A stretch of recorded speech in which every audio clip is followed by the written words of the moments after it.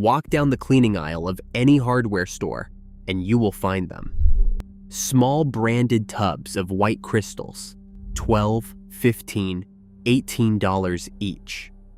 You take one home, set it in your damp basement or your closet or your boat, and a few weeks later, the crystals are gone, dissolved into a puddle of liquid at the bottom, and you throw the whole thing away and go buy another. Year after year, $40, $60, $80 annually, for a product you could replace permanently with a $4 bag from the pool supply store down the street. Because here is what nobody prints on the label. Those crystals are calcium chloride, a bulk industrial compound available for $4 per 40-pound bag. And when they dissolve, you are not finished with them. Heat drives the water back out, and the same crystals come back dry and ready to work again. This video will show you exactly how. Most people think humidity is a smell, a closet that smells stale, a basement that smells of earth, a boat you closed up in October and walked back into in April, carrying that particular thick odor that no amount of airing out seems to fully remove. But the smell is just the signal. The damage runs much deeper than that. Damp air sitting in a closed space is doing quiet, continuous work the entire time you are not looking. It feeds the mildew that appears on leather boots and jacket collars. It grows the dark spots on the wall behind the dresser and the green patches along the baseboard.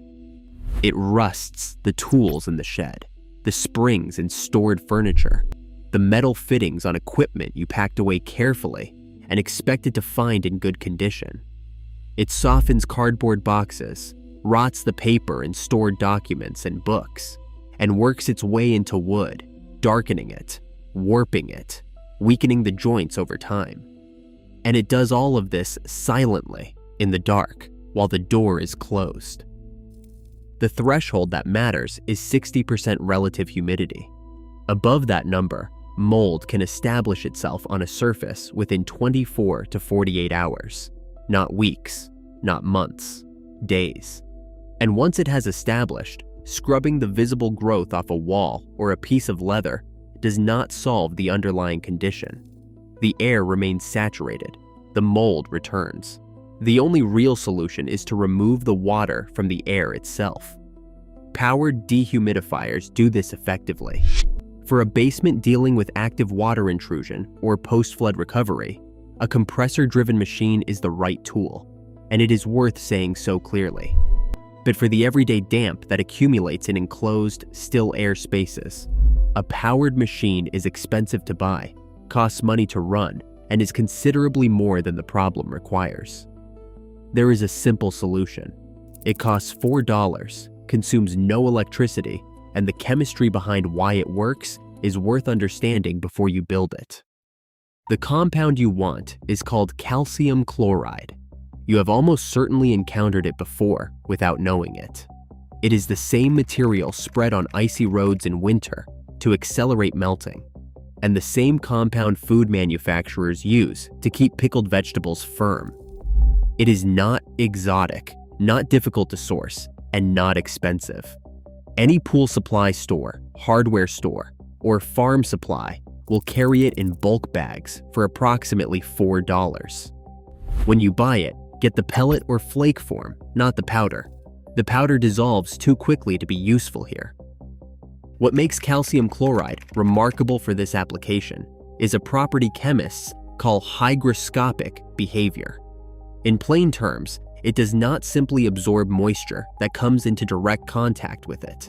It actively pulls water vapor out of the surrounding air, drawing humidity toward itself across the space around it. This is a meaningfully different mechanism from passive absorption. To understand how different, consider the silica gel packets found inside shoeboxes and electronics packaging. Those work on the same general principle, but a silica gel packet will absorb roughly a quarter of its own weight in water before it becomes saturated and stops working. Calcium chloride keeps pulling. It can absorb many times its own weight in water vapor, continuing to work as the crystals progressively wet, clump, and begin to dissolve. It does not reach a stopping point and quit. It keeps absorbing all the way through dissolution, right until the crystals have converted entirely into a puddle of liquid brine sitting at the bottom of the container. That liquid is not waste.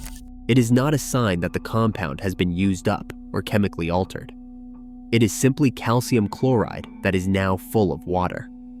The compound itself remains intact, suspended in solution, waiting. This is the detail the throwaway tub industry has no financial interest in telling you. The crystals can be recovered from that brine completely. But before explaining how, here is how to build the system itself. The build requires 3 things: a bag of calcium chloride pellets, which you already know costs $4, a bucket or deep bowl, which you almost certainly already own, and something to suspend the crystals above the liquid they will produce as they work, because this is the detail that determines whether the system functions or stalls. As calcium chloride absorbs moisture and begins to dissolve, it drips downward as brine. If the crystals are sitting directly in that brine, they stop absorbing. The liquid insulates them from the air. To keep them working, they need to remain elevated above the collecting liquid below. The simplest solution is a plastic colander set into the top of the bucket so it rests on the rim. A second container with holes drilled through the bottom, nested inside the first, works equally well. Either approach costs nothing if you already have the components. Pour 2 to 3 inches of calcium chloride pellets into the colander. Set the colander on the bucket.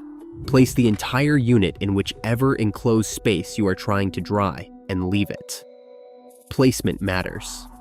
Calcium chloride does not pull humidity from across a large room the way a fan-driven machine does.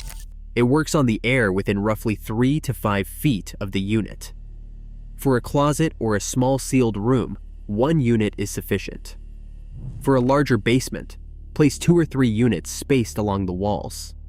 The spaces where this system performs best are enclosed and still: a closet with the door kept shut, a small basement room, a boat interior in winter storage, a camper, a gun safe, a pantry, a storage unit, a cabin sealed between visits. 2 practical cautions before you walk away. Set the bucket on a board, a glass tray, or an old plate. The brine that collects is salt water, and salt water is corrosive. It will pit metal surfaces and stain concrete over time, and keep the unit out of reach of children and pets. Calcium chloride is a skin and eye irritant, and the brine especially so. When the colander is empty and the bucket holds a quantity of clear liquid, most people assume the process is complete. The crystals are gone, the liquid gets discarded, a new bag gets purchased. That is exactly what the companies selling branded throwaway tubs are counting on. But that liquid is not waste. It is calcium chloride, carrying the water it pulled from your air. The chemistry has not changed. The compound has not worn out. It is simply full, and heat is all it takes to empty it again. Pour the brine carefully into a glass baking dish, not a metal pan. Salt brine is corrosive and will damage metal cookware over repeated use. Glass is the correct choice and easy to clean afterward. Set your oven to approximately 400 degrees Fahrenheit, which is roughly 200 degrees Celsius. Slide the dish in and leave it for 2 to 3 hours. The water will steam off gradually, and what remains in the bottom of the dish when you return is dry calcium chloride crystals again. Let the dish cool completely before handling it. Then transfer the recovered crystals into a glass jar with a tight-fitting lid and seal it immediately. Calcium chloride begins pulling moisture from ambient air the moment it is exposed.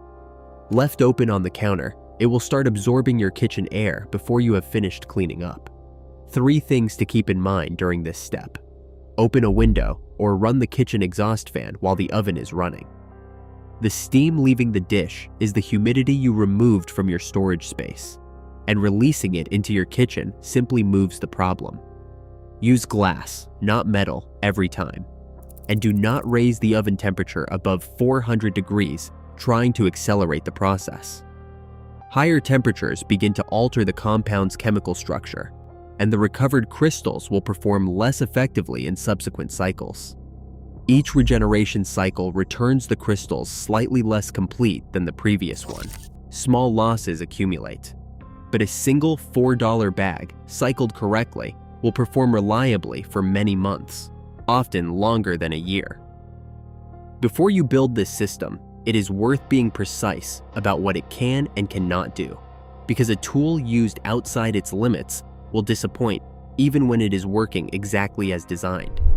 Calcium chloride is a solution for ambient damp in enclosed, still air spaces. It is not a solution for active water intrusion. If your basement walls are wet because the foundation leaks, if water is entering from outside after heavy rain, if a pipe has failed, the bucket will not help you. That is a structural problem requiring a structural fix. And in those cases, a powered dehumidifier may also be necessary as part of the recovery. Using a passive absorption system against an active water source is the wrong tool for the job, and saying otherwise would not be honest. Where it performs extremely well is exactly the category of problem most people actually have. The closet that always smells faintly damp, the boat interior sealed up for winter, the hunting cabin locked in October and reopened in spring, the gun safe, the camper, the pantry, the storage unit, the tool drawer, the basement room with the door kept shut, enclosed spaces, limited air exchange, ambient humidity accumulating slowly over days and weeks. This is precisely the condition calcium chloride was built for. In larger spaces with regular air movement, doors opening and closing throughout the day, the bucket simply cannot keep pace with the volume of humid air cycling through. Use it where the air sits, still. Now step back and look at the broader picture. The branded tub on the hardware store shelf contains the same compound you can buy in bulk for $4. The markup is 3 to 4 times. The regeneration method is never printed on the label. None of this is accidental. A system that profits from repeat purchasing has no incentive to explain that the product is indefinitely reusable. The information was always available. It simply was not in anyone's financial interest to hand it to you directly. Now you have it. This weekend, go to the pool supply store or the hardware store and pick up a $4 bag of calcium chloride pellets. Find a bucket and a colander. Pour in 2 to 3 inches of pellets, set the colander on the bucket, and place it in the dampest enclosed space you have. When the crystals dissolve, pour the brine into a glass dish, 400 degrees, 2 to 3 hours, sealed jar. The same $4 working again. If you want to understand how these same principles of passive chemistry can protect and preserve other areas of your home without power or cost, that video is next.